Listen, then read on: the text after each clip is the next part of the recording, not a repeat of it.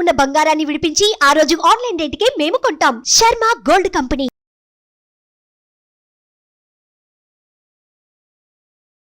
సరే, ఎలక్షన్ అయితే ముగిసింది. సో ఏపీ రాజకీయాల్లో కూటమి గెలుస్తుందా, జగన్ గారు గెలుస్తారు? ముఖ్యంగా చెప్పాలి అంటే ఆంధ్రాలో కొంతమంది జనాల అభిప్రాయం తీసుకోవాలి. ముఖ్యంగా నా బంధువులు చాలామంది ఉన్నారు, మా అక్క చెల్లెళ్ళు, మా బాబాయిలు, ఇలా చాలామంది, దాదాపు ఒక 150-200 మంది దాదాపు మా బంధువులు ఉన్నారు. ఓకే. వీళ్ళందరి అభిప్రాయం కూడా ఒక మాట చెప్పాలి అంటే గత 5 ఏళ్ళు పరిపాలించిన పరిపాలన మాకొద్దు అనేటువంటి స్థాయిలోనే ఉన్నారు. ఓకే. నిజం చెప్పాలి అంటే సరే, వాళ్ళ అంటే జ్యోతిష్యం అనేది ఒక భాగం, Yes. అలాగే ప్రజానాడి అనేది కూడా ఒక భాగం. దాంట్లో తప్పనిసరి ముఖ్య పాత్ర వహించేది అదే కదా, ప్రజానాడి. జనాలు ఏమనుకుంటున్నారు ఏ నాయకుడి గురించి, విజన్, నాన్ విజన్, ఈ రెండింటికి చాలా తేడా ఉంది. ఎస్. అవునా?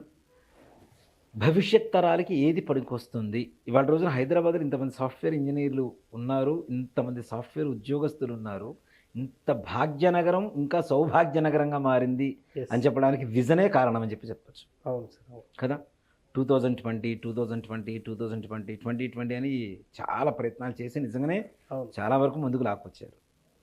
విజన్ ఎప్పుడు తప్పనిసరిగా అంటే 100కి 100% అవ్వలేకపోవచ్చేమో, కానీ కొంతమంది వ్యక్తులు ఉన్న కొద్ది కాలంలోనే వాళ్ళకు ఉండేటువంటి విజన్కి, అంటే ఇప్పుడు ఒకసారి దెబ్బ తగిలింది, రెండోసారి ఏం చేస్తారు, అరే మనకు వచ్చేది కొద్ది కాలమే, ఈ కొద్ది కాలంలో మనం ఏంటో ప్రూవ్ చేసుకోవాలి, తప్పనిసరిగా ప్రజలకు ఏం కావాలో చేయాలి అనేటువంటి ఒక తాపత్రయం అనేది తప్పనిసరిగా ఇంకా ఎక్కువ అవుతుంది అవును. ఇప్పుడున్న సమయంలో. ఇలా చూసుకుంటే ముఖ్యంగా ఆంధ్రాలో కూటమి వస్తుందా అంటే రావడానికి ఒక కారణం ఏంటంటే బీజేపీ. ఓకే. ఎప్పుడైతే ఒకటి చెప్తాను చూడండి, ఒక చెడ్డవాడి దగ్గరికి 2 మంచివాడు వెళ్తే, అంటే బ్యాడ్ టైం, చెడ్డ అంటే నేను వాళ్ళ బుద్ధి చెడ్డదని కాదు నేను చెప్తాను, వాళ్ళకి బ్యాడ్ టైం నడుస్తుంది. అవును. అదే సమయంలో ఇంకొక మంచివాడు కలిస్తే అవును. ఏమవుతుంది, విడి పూర్వజన్మ సుకృతం అనేది ఉంటుంది కదా, అవును. ఆ పరిమాణం అనేది తప్పనిసరిగా. ఇప్పుడు మనం ఒక షర్ట్కి సెంటు పూసుకుంటాం, అవును. అవునా? అవును. పూసుకొని పొద్దున పూసుకుంటే రాత్రి దాకా వాసన వస్తుంది. అవును. మరి సెంటు బాటిల్ పక్కన పెట్టిన అయితే తిరగటలేదుగా మనం. అవును సార్. పొద్దున పూసుకుంటే రాత్రి దాకా అదే వాసన వస్తుంది. అలానే ఒక గుడ్డలో ఇంగు వేసి కట్టేసేయండి, ఇంగు తీసేసేయండి, ఆ గుడ్డ ఎప్పటికీ ఇంగు వాసన వస్తూనే ఉంటుంది మనకి, మరలా వాష్ చేసేంత వరకు కదా. కాబట్టి ఏదైతే మంచి ఉందో, మంచితో స్నేహం జరుగుతుంది కాబట్టి, అంటే మంచి సమయం నడుస్తున్నటువంటి వాళ్ళతో స్నేహం నడుస్తుంది కాబట్టి, స్నేహం కలిసింది కాబట్టి తప్పనిసరిగా కూటమికి ఎక్కువగా గెలుపు అవకాశాలు ఎక్కువగా ఉన్నాయి బాగా. ఓకే. దేనికంటే పవన్ కళ్యాణ్ గారు ఒక రకమైనటువంటి ఒక శక్తి అయితే, చంద్రబాబు నాయుడు గారు విజన్ ఒక శక్తి అయితే, ఆయనకున్నటువంటి ఆలోచన విధానం ఒక శక్తి అయితే, అలాగే వీటన్నిటికీ మించి కాలం కూడా కలిసి రావాలి. ఎస్. అదే మన జ్యోతిష్ శాస్త్రం మనం చెప్పుకునేది. ఆ విధంగా చూసుకుంటే బీజేపీతో ఎవరైతే పొత్తు కుదురుతారో వాళ్ళు తప్పనిసరిగా గెలుస్తారు 100%. ప్రస్తుతానికి ఇప్పుడున్న సమయంలో. గ్యారెంటీ సెంటర్లో మనకి ఎట్లాగూ మరలా ఇదే వస్తుంది, ఇప్పుడున్న ప్రభుత్వమే మరలా రాజ్యం వెళ్తుంది తప్పనిసరిగా. మన భారతదేశం అత్యున్నత స్థానానికి వెళ్ళబోయేది మాత్రం ఖాయం రాబోయే 5 సంవత్సరాల్లో. భారతదేశం ప్రపంచంలో ఉండేటువంటి ప్రతి దేశం కూడా తలెత్తుకొని చూసేలా పరిస్థితికి తప్పనిసరిగా మన భారతదేశం రాబోతుంది. కాబట్టి ఆంధ్రప్రదేశ్లో కూడా కూటమికి చాలా ఎక్కువ అవకాశాలు ఉన్నాయి.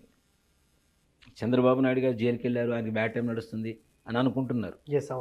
ఓ మాట చెప్పాలి అంటే చంద్రుడికి మచ్చలు తప్పలేదు, చంద్రబాబు గారికి ఎంతండి? అవునా? మరి అదే జైల్లో సంవత్సరంన్నర ఉండొచ్చిన వ్యక్తి సీఎం అయినప్పుడు, కొన్ని నెలల పాటు మహా అయితే కొన్ని రోజుల పాటు ఉండొచ్చినటువంటి వ్యక్తి సీఎం అవ్వడానికి తప్పే ఉంది, దాంట్లో కారణాలు వెతుకోవాల్సిన అవసరం లేదుగా. అవునా? ఇప్పటికీ కోర్టు చుట్టూ తిరుగుతున్నటువంటి వ్యక్తులు రాజ్యం వెళ్తూనే ఉన్నారు. మరి ఒకసారి వెళ్ళొచ్చినంత మాత్రాన ఆయన రాజ్యం వెళ్ళకూడదని తప్పేం లేదు కదా. ఇప్పుడు రాజకీయ నాయకులనే కాదు, ఎవరి మీద అంటే ప్రతి ఒక్క దాంట్లో గెలవాలి అన్న ఆలోచన ఉండొచ్చేమో, కానీ గెలవలేం కదా. ప్రతి ఒక్కటి గెలవడం కష్టం. అవునా? రాముడు అంతటి వాడే రావణాసురుడికి నచ్చలేదు, కృష్ణుడు అంతటి వాడే కంసుడికి నచ్చలేదు. జగన్ గారికి చంద్రబాబు నచ్చాలని గ్యారంటీ లేదు కదా, కానీ జనాలకు నచ్చాలి గ్యారంటీ. జనాల నాడి మాత్రం అట్లానే ఉంది. ఆయన జ్యోతిష్ శాస్త్రం ప్రకారం కూడా చంద్రబాబు గారు సీఎం అయ్యేటువంటి అవకాశాలు తప్పనిసరిగా తథ్యమనే చెప్తాం 100%. మరలా అయితే ఆంధ్రప్రదేశ్కి పునర్వైభవం, మరలా అమరావతి రాజధాని, ఇంతవరకు రాజధాని అని చెప్పుకోవడానికి నిజంగా స్కూల్ పిల్లలు చాలా ఇబ్బంది పడుతున్నారు. ఎస్. దాంట్లో మా మేనల్లుడే ఉన్నాడు. మీ రాజధాని, నేను కావాలని చెప్పి వాడితో జోక్ చేస్తుంటాను, మీ క్యాపిటల్ ఏంటరా అంటే పో మావయ్య అంటుంటాడు. అంటే అలాంటి పరిస్థితుల్లో వాళ్ళు కన్ఫ్యూజన్ స్టేజ్లో ఉండిపోయారు వాళ్ళు.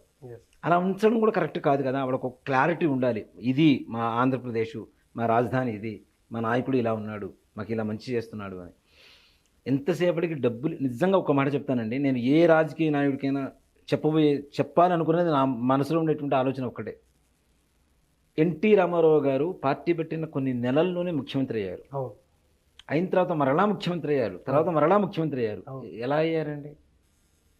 అందరికీ డబ్బులు అయితే పంచలేదు, ఓట్లకు డబ్బులు పంచలేదు, కేవలం ప్రజాదరణ, వాళ్ళకి ఏది అవసరమో అది మాత్రమే ఇవ్వాలి. నిజంగా ఆయన 2 రూపాయల బియ్యం అనేటువంటి ఒక ఆలోచన దీంతోనే ముందుకొచ్చారు ఆయన. నిజంగానే తినడానికి బియ్యం లేని పరిస్థితుల్లో బియ్యం ఇచ్చారు ఆయన. అదే చాలా మంచిదైంది. ఇప్పుడు నిజంగా ప్రతి వ్యక్తికి అవసరం ఏంటి? నువ్వు నాణ్యమైనటువంటి మంచి విద్య, నువ్వు ఇంకేం కావాలి?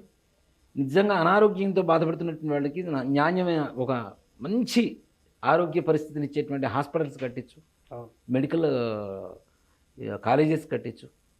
రాబోయే కాలంలో నిజంగా ఆంధ్రప్రదేశ్లో ఎంతమంది డాక్టర్లు అవ్వబోతున్నారు? లేరు, పెద్దగా లేరు. ఎందుకంటే వాళ్ళకి సదుపాయాలు లేవు. నిజంగా నాణ్యమైనటువంటి వాళ్ళకి విద్య, ఆరోగ్యం, ఈ 2 ఇస్తే చాలు. నువ్వు 13,000 వేయి, 15,000 వేయి, రెండో రోజు ఖర్చు అవుతాయి. ఒకటి చెప్తాను, స్వగృహే పూజ్యతే మూర్ఖః, స్వగ్రామే పూజ్యతే రాజః, స్వదేశే పూజ్యతే ప్రభుః, పండితః సర్వత్ర పూజ్యతే. మూర్ఖుడు అనేవాడు ఇంట్లోనే పూజింపబడతాడట. రాజు అనేవాడు కేవలం ఆ రాజ్యంలో, గ్రామంలో మాత్రమే పూజింపబడతాడు. ప్రభువు అనేవాడు ఆ దేశంలో మాత్రమే పూజింపబడతాడు. పండితః సర్వత్ర పూజ్యతే. ఇంట్లో 1,000 కోట్ల రూపాయలు డబ్బులు పెట్టుకొని 100 కేజీల బంగారం పెట్టుకున్నా దొంగలు వచ్చి అపహరించుకోకపోవచ్చు, నీకు ఉండేటువంటి దుర్వ్యసనాల వల్ల పాడైపోవచ్చు. కానీ ఇక్కడ ఉండేటువంటి విద్యను ఎవరు దొంగలిస్తారు? అవును. నాణ్యమైనటువంటి ఒక విద్యనివ్వండి, ఆరోగ్యాన్ని ఇవ్వండి, చాలా నిజంగా ఇంతమించి ఏమొద్దు. ఈ 2 ఇస్తే వాళ్ళకి ఏం సంపాదించుకోవాలో వాళ్ళు సంపాదించుకుంటారు. ఇచ్చేదంతా మేము ఏదో ఫ్రీగా ఇస్తున్నాం అని చెప్పి మొత్తం జనాలందరి మీద భారాలు మోపేదానికంటే నిజంగా, అంటే అది జగన్ గారు కావచ్చు, ఎవరైనా కావచ్చు, ఎవరికైనా సరే, ఇవి కనుక ఇవ్వగలిగితే నిజంగా వాళ్ళే సరైన నాయకులని నేను చెప్తా. తప్పనిసరిగా ఈ 2 ఇవ్వండి చాలు. ఈ 2 ఇచ్చిన తర్వాత గెలవకపోతే అప్పుడు మాట్లాడండి. ఎంతసేపటికి అది ఇస్తాము, ఇది ఇస్తాము, ఆవిడి ఈవిడి, ఆ బడి ఈ బడి, అవి ఇవి అని చెప్పి జనాలను కన్ఫ్యూజన్ చేసి సోమరిపోతుని చేయొద్దు జనాల్ని. ఇప్పుడు మొన్న మధ్య ఒక వీడియో చూశాను. మీ ఇంట్లో ఎంతమందికి ఫంక్షన్ వస్తాయి, మీ ఇంట్లో ఎంతమందికి నిరుద్యోగ భృతి వస్తుంది, ఎంతమందికి అమ్మఒడి వస్తుంది, ఓహో ఇంత వస్తుందా, అయితే మా అమ్మాయిని మీ ఇంటికి ఇస్తాం. మీ ఇంట్లో ఏం రాదా, మా అమ్మాయి మీ ఇంటికి రాదు.